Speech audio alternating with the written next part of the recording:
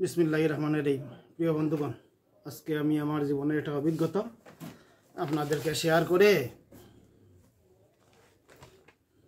বাড়ি যেতে চাই। যাওয়ার বেলা আপনাদেরকে একটা অভিজ্ঞতা শেয়ার করতে চাই। তো প্রিয় বন্ধুগণ, হোমিওপ্যাথিতে অনেকে আছে বড় মেডিসিন যেগুলা কনস্টিটিউশনাল মেডিসিন যেগুলা এগুলা নিয়েই সবসময় ব্যস্ত থাকে, আবার অনেকে ছোটো ছোটো মেডিসিন নিয়ে সবসময় চিকিৎসা করে। কিন্তু এক্ষেত্রে আমার পরামর্শ হলো হোমিওপ্যাথির বড় মেডিসিনগুলো অবশ্যই বেশি উপকারী সবসময় ব্যবহার করবেন, কিন্তু ছোটো ছোটো মেডিসিনগুলোও জেনে রাখবেন, ক্ষেত্র বিশেষে আপনার এতটাই উপকারে আসবে। তো প্রিয় বন্ধুগণ, আমি একটি রোগী চিকিৎসা করতে গিয়া এই যে হোমিওপ্যাথির ছোট্ট একটা মেডিসিন মেডিলোটাস আমার কী উপকারে আসছে সেই অভিজ্ঞতাটাই আমি আপনাদের জন্য শেয়ার করতে চাই। দেখেন, আমার যে রুগীটা ছিল সেই রুগীটা ফসফরাসের মতো, হালকা পাতলা লম্বা সুন্দর, এবং ফসফরাসের মতো কনস্টিটিউশন, ফসফরাসের মতো সেরাজবি হলে কি হলো, ফসফরাসের মতো পিপাসা বেশি, ঠান্ডা খাওয়ার আগ্রহ বেশি,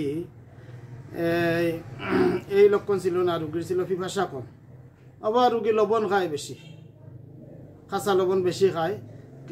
একটা নেট্টামিউরের একটা লক্ষণ, কিন্তু নেট্টামিউরে পিপাসা নাই, খুব স্নানপ্রিয়তা নাই। আবার রুগী সন্দেহপ্রবণ, পিছনে কেউ আসছে এ ধরনের সন্দেহ আছে, কিন্তু রুগীর শরীরে আসিল নাই। এটা একটা তুজার লক্ষণ, কিন্তু তুজার অন্য লক্ষণ যেগুলা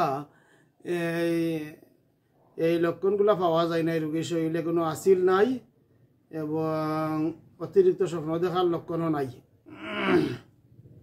তুজা রুগীর একটু প্রস্রাবে ডিস্টার্ব থাকে, বেশি না হলেও একটু ডিস্টার্ব থাকে, এই লক্ষণগুলোও নাই। সুতরাং এই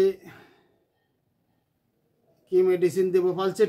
পালচেটিলা এই পিপাসা কম, কিন্তু রুগী শীত কাতর। পালচেটিলার কোনো মানে গরম কাতর অথবা খোলা আবহাওয়া ভালোবাসে, এই ধরনের কোনো লক্ষণও নাই।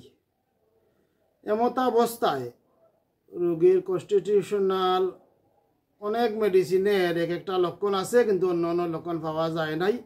এমত অবস্থায় রোগীর খুবই মাথা ব্যথা, অসহ্য মাথা ব্যথা।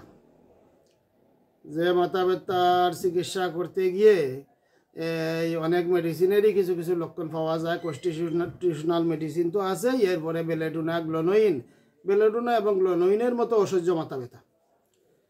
কিন্তু সবগুলা মেডিসিন যখন কোনো কাজে আসছিল না, তখন আমি একদম বিভ্রান্ত হয়ে যাই যে হোমিওপ্যাথিতে আমরা অনেক জটিল রোগীর চিকিৎসা দাবি করি এবং অনেক মাথা ব্যথার রোগী সুস্থ হয়, কিন্তু এই রোগীটা কেন সুস্থ হচ্ছে না, কেন কিছু করতে পারতেছি না, এ নিয়ে বিরাট টেনশন। তো এমত অবস্থায় আমি আরো খোঁজ নিয়ে যেটা পাই, রোগীর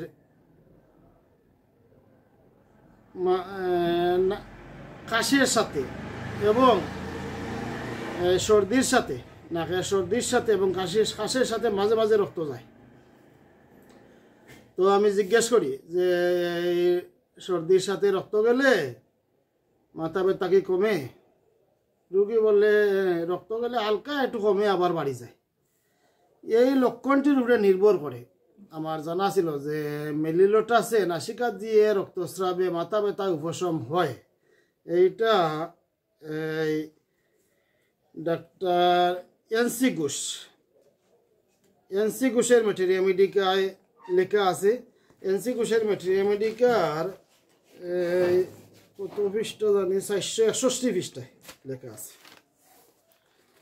আবার বুরিক্স ম্যাটেরিয়া মেডিকা 380 পৃষ্ঠায় লেখা আছে। দুইটাই বাংলা মিডিয়াম ম্যাটেরিয়া মেডিকা। এই লক্ষণটি আমার মনে পড়ে যায় এবং আমি মেলিলোটাস খুঁজতে গিয়ে পাই কসমোপলিটন চট্টগ্রাম কসমোপলিটন কোম্পানির 50 মিলাসিমেল 1 এই মেডিসিনটা রোগীকে দেই এবং এতটা আশ্চর্যজনকভাবে রেজাল্ট আসে, অল্প সময়ের ভিতরে রোগীর মাথা ব্যথা কমে যায়। আলহামদুলিল্লাহ, বেশ কয়েকদিন হলো আর মাথা ব্যথা ফিরে আসে নাই। তো আমার জীবনের এই অভিজ্ঞতা কোনো দিন আমি ভুলার নয়। আমার হোমিওপ্যাথ বন্ধুদের জন্য আমি এটা শেয়ার করলাম।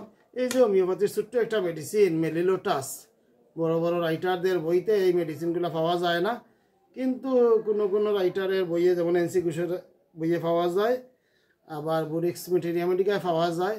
কিন্তু বিপজ্জনক সময়ে আমাকে এই মেডিসিনটা এতটা উপকৃত করেছিল, এই অভিজ্ঞতাটা আমি আমার হোমিওপ্যাথ বন্ধুদের জন্য শেয়ার করলাম।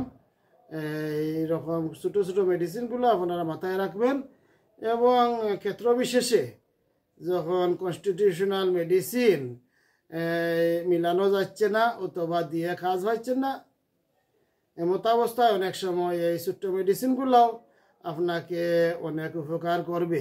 কারণ হোমিওপ্যাথি একটা সাগর, এই সাগরে হাবুডুবু খেতে গিয়ে অনেক সময় দেখবেন কুলকিনারা পাচ্ছেন না, তখন ছোটো একটি মেডিসিনও আপনাকে অনেকটা উপকৃত করবে। পর্যন্ত সবাই ভালো থাকেন। আসসালামু আলাইকুম।